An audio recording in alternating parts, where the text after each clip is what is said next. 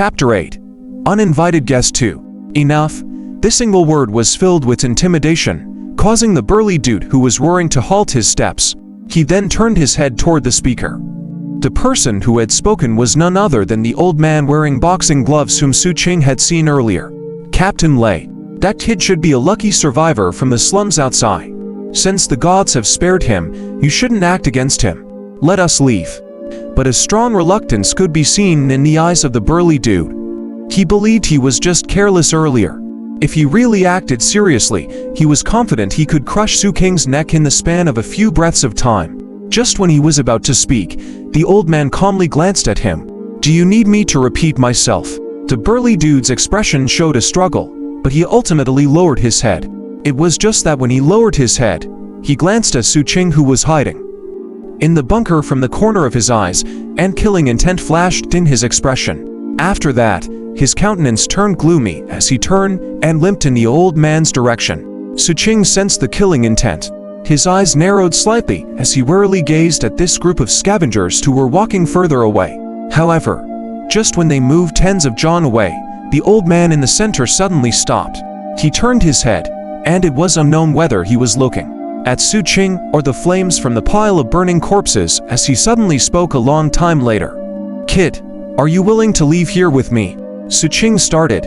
He noticed the other party's tone. The old man said me and not us. Hence, Xu Qing fell silent as his gaze swept through the crowd. The old man was also someone with patience, so he didn't rush Xu Qing. He stood far away and waited for Xu Qing's answer. Tens of breaths later, Xu Qing once again swept his gaze through these people. He then looked at the old man as well as the gloomy burly dude whom he injured. A strange light flashed in the youth's eyes. He slowly stood up and didn't speak, moving nearer to them. Upon seeing Xu Qing walking over, the old man smiled and turned to continue walking. The others also cast deep looks at Xu Qing as they departed together. Just like this, Xu Qing followed this group of scavengers and watched them search through and collect all the valuable items in the city. In the meantime, he also learned that the nickname of the burly dude was Broken Ox. This person had swept his sinister gaze many times towards Xu Qing. However, he was evidently suppressing his murderous urge. It seemed like he wasn't anxious and wanted to wait for a chance to act when the old man wasn't present. Also, it was like he was very sure that there would be such an opportunity appearing on their journey. Xu Qing contemplated for a while and thought of the burly dude's greed before coming up with a plan. Hence, with his familiarity with the city, he provided some aid to these scavengers. Xu Qing assumed a very humble demeanor and helped these scavengers to find more valuable items at an even quicker speed. As for Broken Ox, his greed was clear to all. Even though the load he was carrying was full and the weight had exceeded what he could bear, he still wanted to grab more items. Hence, he who was already injured searched more places than others and also carried an increased load due to having more items. At the start, this couldn't count for much, but as time flowed, the stamina of the burly dude was greatly exhausted.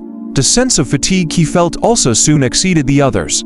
As for the area around the city lord's residence, Xu Qing thought of how the old man named Captain Lei had helped him. So, he decided not to lure them over.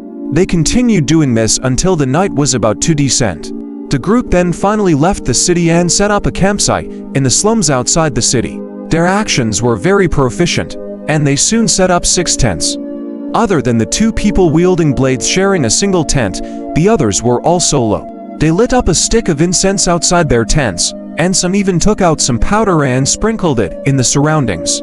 Seeing that the sky was growing darker and the various roars in the city started echoing out, these scavengers all entered their tents. Only Captain Lei swept his gaze toward the lonely Xu Qing. He took out a sleeping bag and tossed it over to him. Lighting the incense can dispel the mutated beasts, and the powder can stop the bizarre existences from coming nearer. Given your contribution today, Broken Ox won't dare to target you when I'm here. This place can still be considered safe. After the old man finished speaking, he no longer cared and entered his tent. Xu Qing didn't speak, he merely cast a deep glance at the old man's tent before opening the sleeping bag and snuggling inside. However, he didn't seal it completely, leaving a slight gap facing the direction of the scavenger's tent. During late night, the roars and mournful cries outside grew even more intense, and an eerie crying sound also reverberated through the air. The terrifying atmosphere seemed to be inundated everywhere in the outside world. No one was willing to leave the safety of their current dwelling place, except Xu Qing. In the sleeping bag, he opened his eyes and remained immobile as he silently waited. Time continued to flow, and when it was deep in the night, when most people were soundly sleeping, Xu Qing slowly climbed out of his sleeping bag. His movements were very careful and he did his best not to make any sound. The roars and mournful cries inside the city echo in his ears, but they didn't cause him the slightest bit of distraction. After Xu Qing climbed out carefully, he silently walked toward the tent that the burly dude nicknamed Broken Ox was in. He wouldn't allow concealed danger near him that would threaten his life to exist. Even though it was a concealed danger, he had to think of a solution to resolve it immediately. This was a rule Xu Qing had learned by surviving in the slums through lessons paid in blood. This was the true reason why he had agreed to follow the old man. In fact, all the help he provided these scavengers during the day to allow them to have a greater harvest was because he saw Broken Ox's greed. He wanted the injured Broken Ox to be even more fatigued and lose his weariness. Hence, he intentionally adopted a humble demeanor to numb the other party, to make him unprepared. All of this was for the sake of taking action right now. Currently, Xu Qing's expression was calm as he softly approached the tent. He wasn't reckless at all. He first squatted there to listen attentively for a long while.